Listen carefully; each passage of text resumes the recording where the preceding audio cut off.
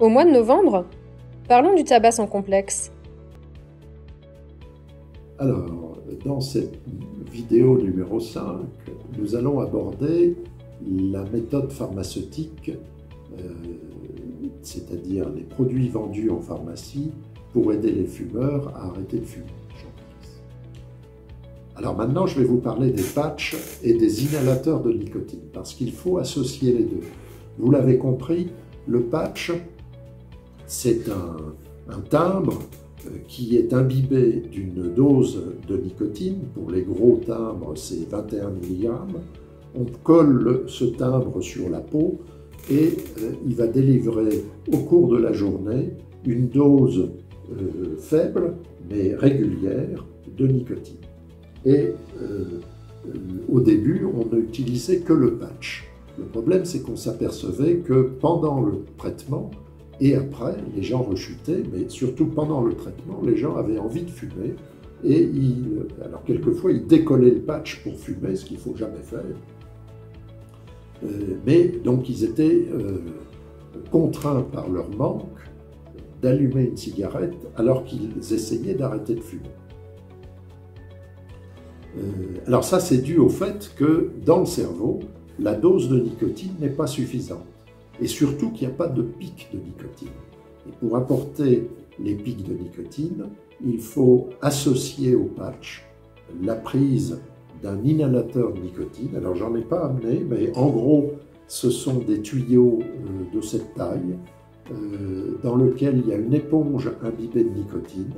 Et lorsqu'on veut faire monter le taux de nicotine dans le cerveau, parce qu'on est en manque, on va prendre le petit tuyau, on fait une petite aspiration, ça envoie une dose de nicotine dans les poumons et ça soulage cet effet de manque qui nous perturbe. La dose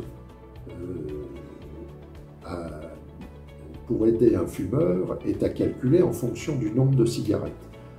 Mais je trouve, dans mon expérience de médecin, c'est que les échecs des gens qui utilisent les patchs, c'est toujours dû à un sous-dosage.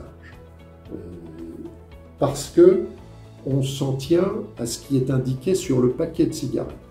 Sur un paquet de cigarettes, il y a un chiffre qui est de 0,9 mg pour 1 gramme de cigarette. Et une cigarette, ça fait 1 gramme.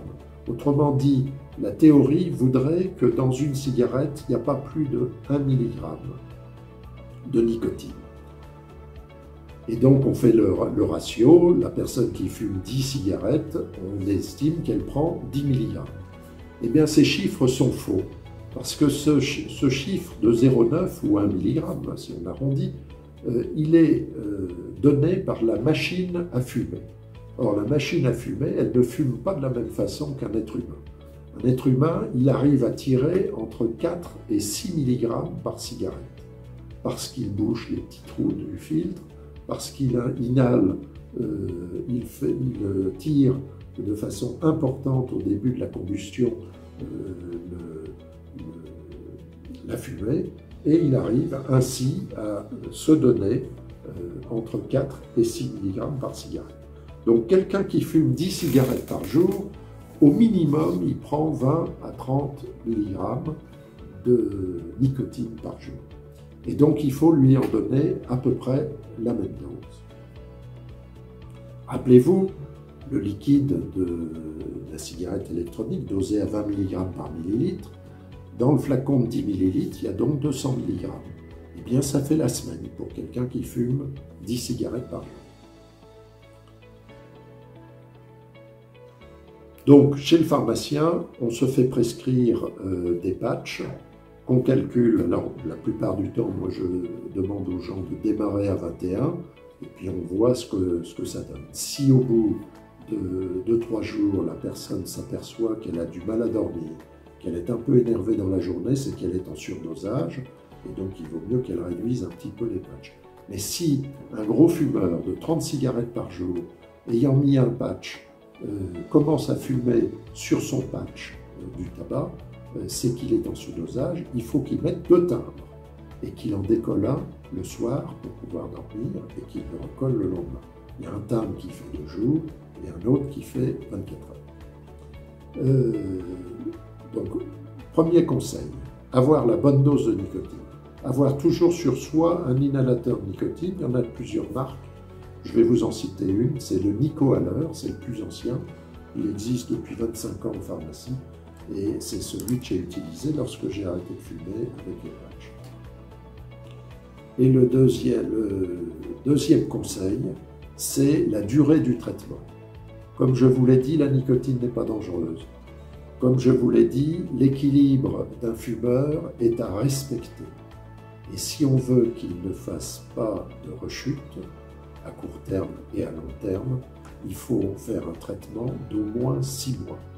Il n'est pas rare, chez les gros fumeurs, de laisser un traitement par patch pendant une année.